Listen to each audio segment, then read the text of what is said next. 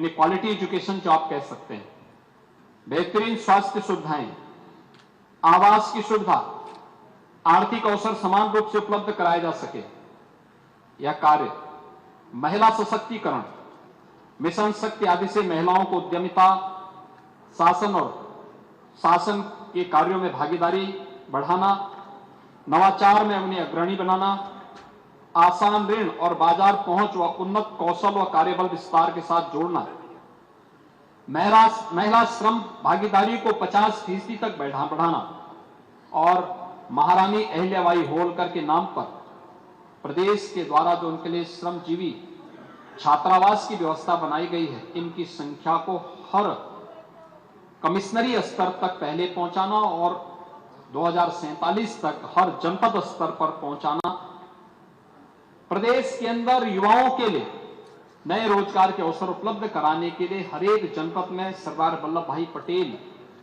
जी की स्मृति में हर जनपद में एक एम्प्लॉयमेंट जोन स्थापित करना, जो वहां पे युवाओं के लिए स्किल डेवलपमेंट नेशनल या ग्लोबल मार्केट की मैपिंग के अनुसार उन्हें सुविधा उपलब्ध करवाने, उस प्रकार की ट्रेनिंग के कार्यक्रम के साथ जोड़ सके।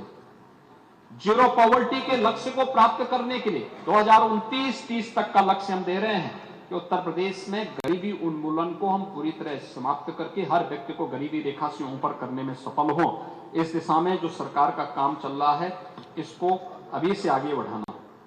आरोग्य प्रदेश के रूप में प्रदेश को आगे बढ़ाने के लिए हमारा प्रयास होगा कि अगले 5 वर्ष में प्रदेश की आधी आबादी, कम से कम आधी आबादी को बीमा कवर स्वास्थ्य का प्राप्त हो सके।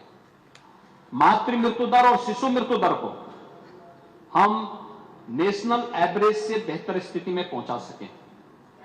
हेल्थ वर्कर डेंसिटी को हम प्रति 1000 एसडीजी के जो टारगेट हैं उसके अनुसार उसे स्थापित कर सकें और कुपोषण की लड़ाई के खिलाफ जो हमारा पोषण अभियान है, यह भी हम उसके अनुसार तय कर सकें। नए एम्स की स्थापना हो, ललितपुर के अतिरिक्त 3 नए फार्मा पार्क की स्थापना भी प्रदेश में हो। ईडा के अतिरिक्त प्रदेश में जो हमने एक मेडिकल डिवाइस पार्क बनाया है, प्रदेश में 2 अन्य स्थानों पर मेडिकल डिवाइस पार्क बने। प्रदेश में चिकित्सा तकनीक और स्वास्थ्य सेवाओं में राष्ट्रीय और वैश्विक नेतृत्व प्रदेश तय कर सकें। इस दिशा में प्रदेश को आगे बढ़ाना, उत्तर प्रदेश को मेडिकल टूरिज्म के लिए उत्तर प्रदेश को एक प्रमुख डेस्टिनेशन के रूप में स्थापित करना। और अभी हम लोग आईआईटी कानपुर के साथ मिलकर के हेल्थ के एक वहां पर आईआईटी कानपुर के साथ मेडटेक के साथ में हम लोग वहां पे काम कर रहे हैं और मेरा अनुमान है कि सेंटर ऑफ एक्सीलेंस के रूप में आने वाले समय में आईआईटी कानपुर के साथ उत्तर प्रदेश सरकार की ये योजना एक नए उत्तर प्रदेश के रूप में आने वाले लक्ष्यों को प्राप्त करने में मददगार होगी। शिक्षा और कौशल विकास के लिए भी प्रदेश में हमने जो पहले बताया कि प्रदेश के अंदर हम लोग एनआईआरएफ की सूची में 100 संस्थानों को वर्तमान में 9 विश्वविद्यालय शामिल हैं। अब अगले 5 वर्षों में 15 संस्थानों को इसमें सम्मिलित करना। 8 वर्षों में हमने आयुष विश्वविद्यालय, कृषि विश्वविद्यालय, स्पोर्ट्स विश्वविद्यालय, पानकी विश्वविद्यालय जैसे थीम आधारित विश्वविद्यालयों की एक श्रृंखला खड़ी करने का प्रयास किया है। ग्लोबल स्किल यूनिवर्सिटी की स्थापना कर प्रदेश के कौशल और नवाचार को वैश्विक केंद्र प्रदेश को बनाएंगे और अगले 5 वर्षों के लिए नए आईआईटी, आईआईएम की स्थापना प्रदेश के अंदर हो। इसके लिए हम लोग जहां इस कार्यक्रम को आगे बढ़ाने जा रहे हैं, वहीं वैश्विक प्रतिष्ठित विश्वविद्यालयों के साथ टीचर स्टूडेंट एक्सचेंज प्रोग्राम को भी बढ़ाने के कार्यक्रम के साथ हम काम करने जा रहे हैं। मध्यम और दीर्घकालीन योजना को भी इसी रूप में प्रदेश आगे बढ़ाएगा। सुरक्षा और सुशासन के लक्ष्यों को प्राप्त करने के लिए स्मार्ट पुलिसिंग द्वारा हर नागरिक को, बेटी हो या व्यापारी, गरीब हो या किसान, सबको भयमुक्त वातावरण देने का कार्य करना। प्रदेश के सभी जिलों में कमांड एंड कंट्रोल सेंटर के आधुनिकीकरण, सीसीटीवी नेटवर्क और एआई आधारित निगरानी प्रणाली के विकास के लिए एक शॉर्ट टर्म हमारा प्रोग्राम होगा, smart governance for smarter UP. इसके तहत प्रदेश बेहतर दिशा में आगे बढ़ सके और यह एक प्रदेश का एक कार्य होगा, तो लॉन्ग टर्म और मीडियम टर्म जो हमारी स्कीम है वह प्रदेश के अंदर जीरो एक्सीडेंट विजन के साथ सभी परिवहन साधनों में मानकों पर पूर्ण ध्यान रखते हुए उन्नत मॉनिटरिंग और परिवर्तन प्रणाली के माध्यम से शून्य दुर्घटनाएं, उच्च मृत्यु दर हासिल करने शून्य दुर्घटनाएं और मृत्यु दर हासिल करने का लक्ष्य, जिसमें उत्तर प्रदेश सुरक्षित गतिशीलता में अग्रणी बन सके। प्रदेश के अंदर 75 जनपदों के जिला विकास योजना और क्षेत्रीय मास्टर प्लान तैयार किए जाएंगे, जिसमें आर्थिक ताकत, निवेश अवसर, सेक्टोरल विशेषज्ञता का विवरण होगा। प्रत्येक जिला आत्मनिर्भर और वैश्विक स्तर पर प्रतिस्पर्धी बनेगा। अपनी विशिष्टता, आर्थिक पहचान, प्रतिष्ठित परियोजना और लक्षित ब्रांडिंग के माध्यम से निवेश, उद्योग और पर्यटन का भी अपनी ओर आकर्षित करेगा। 2047 में सभी जनपदों में संतुलित विकास सुनिश्चित कर क्षेत्रीय असमानता को भी कम करने की सरकार की एक बेहतरीन रणनीति है और प्रदेश के अंदर हर घर और संस्थान तक उच्च यानी हाई स्पीड ब्रॉडबैंड कनेक्टिविटी सुनिश्चित करना, स्मार्ट ग्रिड, ई मीटरिंग और डिजिटल ऊर्जा प्रबंधन के कार्य को भी आगे बढ़ाने के इस कार्यक्रम को हम आगे बढ़ाना चाहते हैं। महोदय, यह विजन डॉक्यूमेंट उत्तर प्रदेश की 25 करोड़ जनता की आशा और आकांक्षाओं का एक प्रतिबिंब होगा। विकसित भारत के विकसित उत्तर प्रदेश की परिकल्पनाओं को साकार करने का एक रोडमैप होगा। हमने तय किया है इस विजन डॉक्यूमेंट को तैयार करने के लिए उत्तर प्रदेश के प्रत्येक परिवार का योगदान हो। इस उद्देश्य से हमने 500 से अधिक विषय विशेषज्ञों का एक पूल तैयार करने का निश्चय किया है। इसमें सेवानिवृत्त आईएएस, आईपीएस, सेक्टोरल स्पेशलिस्ट, कृषि वैज्ञानिक, कुलपतिगण, प्रोफेसर्स, समाज विज्ञानी, चिकित्सक सहित विभिन्न क्षेत्रों के जो विशेषज्ञ हैं उन्हें भी इसमें शामिल किया गया है। यह विशेषज्ञ अगले 1 माह के भीतर प्रदेश के विभिन्न जनपदों, ब्लॉक, ग्राम पंचायतों, स्कूल, कॉलेजेस, विश्वविद्यालयों, तकनीकी संस्थानों में पहुंचेंगे। वहां सभी जनप्रतिनिधियों, व्यवसायी संगठनों, स्थानीय जनता, स्थानीय बुद्धिजीवियों से ये लोग विचार विमर्श भी करेंगे और अपनी रिपोर्ट भी तैयार करेंगे।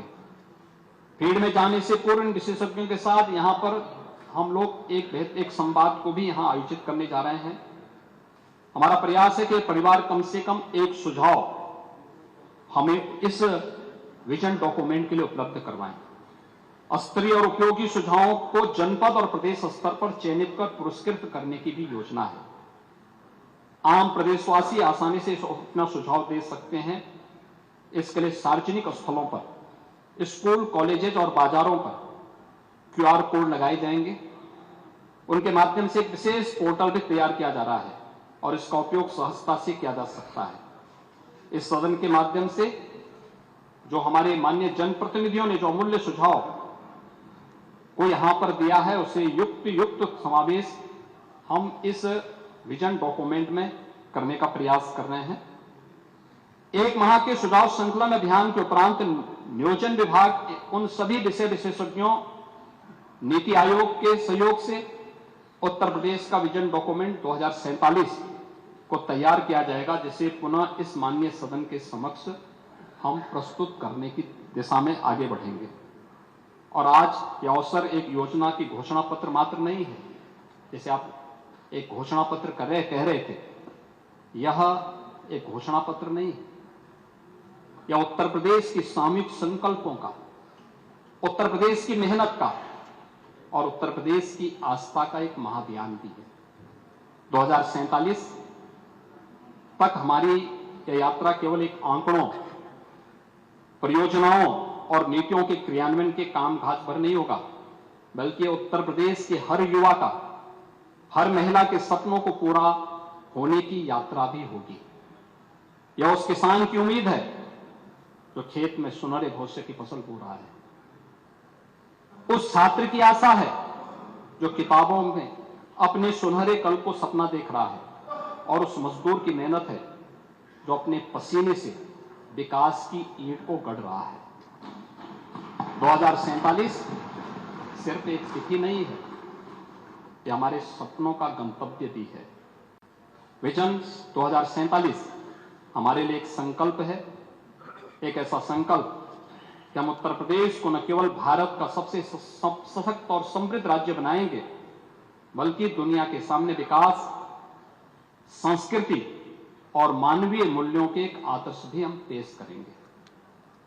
हम वो प्रदेश बनाएंगे जो न केवल भारत में बल्कि पूरी दुनिया में अपने विकास, अपनी तकनीकी ताकत और अपने उद्योग और अपनी अद्वितीय संस्कृति के लिए जाना जाएगा।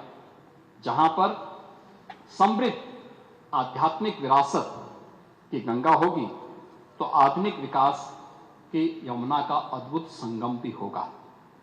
आने वाली पीढ़ी के लिए हम एक ऐसा उत्तर प्रदेश छोड़ करके जाएंगे जो हर मायने में सशक्त, समृद्ध और स्वावलंबी होगा। और इसे हम लोग मान्यवर अगर कह सकें, तो आपने यहां पर अपने प्रस्तावना में भी कहा कि यह प्रदेश होगा 2047 का, वह होगा राम राज्य का।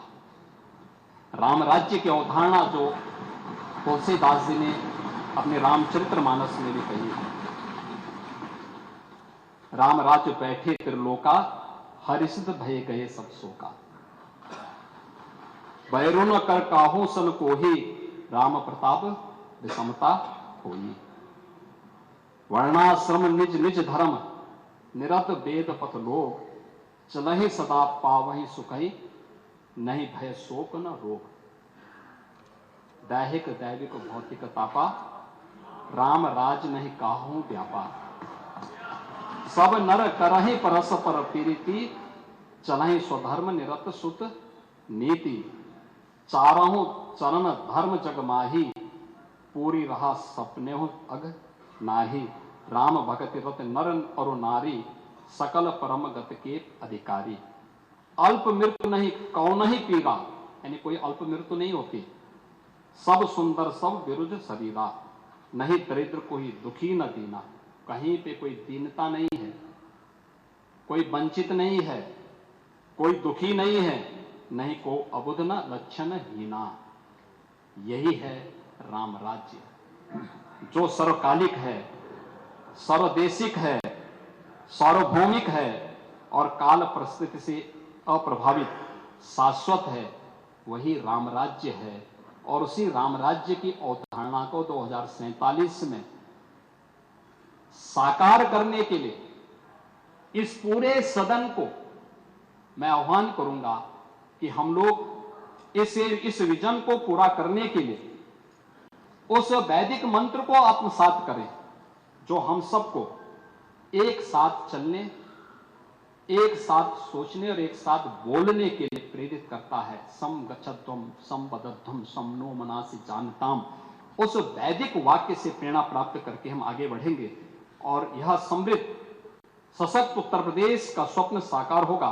क्योंकि जब 25 करोड़ लोग एक स्वप्न, एक संकल्प के साथ जागेंगे, बोलेंगे, सोचेंगे और एक दिशा में मिलकर के कार्य करेंगे, तो वह इतिहास बदलने का काम करेगा, बहुत से नए रंग में ढलता हुआ दिखाई देगा और उत्तर प्रदेश विकसित भारत का एक ग्रोथ इंजन के रूप में अपने आप को स्थापित करेगा। यह विजन डॉक्यूमेंट इस सदन के सामने प्रस्तुत मैं कर रहा हूं और महोदय, मुझे विश्वास है कि इन सेक्टर्स में या और भी जो विशेषज्ञों के द्वारा और मान्य सदस्यों के द्वारा जो भी इस संबंध में राय होगी, उसको सबको शामिल करते हुए हम फिर जो विजन डॉक्यूमेंट बनाएंगे उस पर फाइनल चर्चा करने के लिए और सेक्टर वाइज चर्चा हो। मैं तो चाहता हूं एक एक दिन एक एक सेक्टर पे चर्चा के लिए आमंत्रित किया जाए, बेहतरीन होगा। आपके बेहतर स्वास्थ्य की कामना करते हुए मैं अध्यक्ष जी, आपने मुझे मौका दिया, उन सभी सदस्यों को मैं एक बार फिर से हृदय से अभिनंदन करता हूं, स्वागत करता हूं जो इस चर्चा का हिस्सा बने हैं। और कल देश की स्वाधीनता दिवस भी है, तो देश की स्वाधीनता दिवस का भी और परसों जन्माष्टमी भी है, तो जन्माष्टमी की भी हृदय से मैं आप सबको बधाई देता हूं। धन्यवाद। प्रश्न ये है कि आज़ादी के अमृत महोत्सव के अवसर पर माननीय प्रधानमंत्री जी ने देश को 2047 तक विकसित एवं आत्मनिर्भर भारत बनाने का संकल्प दिया है। माननीय प्रधानमंत्री जी ने इस आह्वान पर जहां भारत सरकार तेजी के साथ कार्य करते हुए विभिन्न क्षेत्रों में इस संकल्प को सफल बनाने के लिए समेकित प्रयास कर रही है, वहीं देश के सबसे बड़े राज्य के रूप में उत्तर प्रदेश अपने उत्तरदायित्व का निर्वहन करते हुए विकसित भारत, विकसित उत्तर प्रदेश, आत्मनिर्भर भारत, आत्मनिर्भर उत्तर प्रदेश की संकल्पना को मूर्त रूप देने के लिए प्रतिबद्ध है। भारत तभी विकसित राष्ट्र बनेगा जब राज्य विकसित होने के लिए ठोस एवं प्रभावी कदम उठाएंगे। विकसित भारत में उत्तर प्रदेश के 25 करोड़ जनमानस की भागीदारी एवं सहभागिता हो, इस दृष्टि से इसे आम चर्चा बनाना एवं सामान्य नागरिक को इस परिचर्चा से जोड़ना आवश्यक है। उत्तर प्रदेश सरकार भारत सरकार के विकसित भारत संकल्प को प्राप्त करने के लिए प्रदेश के प्रत्येक नागरिक को जोड़े जाने के लिए प्रतिबद्ध है। इसलिए इसका प्रारंभ सदन में चर्चा के साथ किया जा रहा है। हम नीति आयोग, विशेषज्ञों एवं अन्य संस्थानों के सहयोग से 2047 के विकसित उत्तर प्रदेश के दृष्टि पत्र को मूर्त रूप देंगे, जो इस लक्ष्य को प्राप्त करने के लिए एक कार्य योजना की तरह प्रदेश का मार्गदर्शन करेगा। जो माननीय सदस्य इसके पक्ष में हो, कृपया हाँ कहें। जो माननीय सदस्य इसके विरोध में हो, कृपया नहीं कहें। तो आप विकसित नहीं चाहते? हाँ बोलो, हाँ बोलो। विकसित, अरे विकसित तो बोलो, विकसित नहीं चाहते ये क्या मतलब हुआ? हाँ बोलो। जो माननीय सदस्य इसके विरोध में हो, कृपया ना कहें। सर्वसम्मति से इसको स्वीकार किया जाता है। कुछ सूचनाएं हैं जो सभी माननीय सदस्य अपनी एक सेकंड लोगों ने बोल नहीं पाए, चाहे इधर के हो चाहे उधर के हो, उनके लिए आप देख रहे हैं के न्यूज, खबरों का सारथी। वित्त मंत्री जी। माननीय अध्यक्ष जी, आपकी अनुज्ञा से प्रस्ताव करता हूं कि उत्तर प्रदेश राज्य विधानमंडल सदस्य तथा मंत्री सुख सुविधा विधि संशोधन विधेयक 2025 को पुरस्कृत करने हेतु सदन की अनुज्ञा मांगता हूं। प्रश्न यह है कि उत्तर प्रदेश राज्य विधानमंडल तथा मंत्री सुख सुविधा विधि संशोधन विधेयक 2025 को प्रस्तावित करने को सदन की अनुज्ञा दी।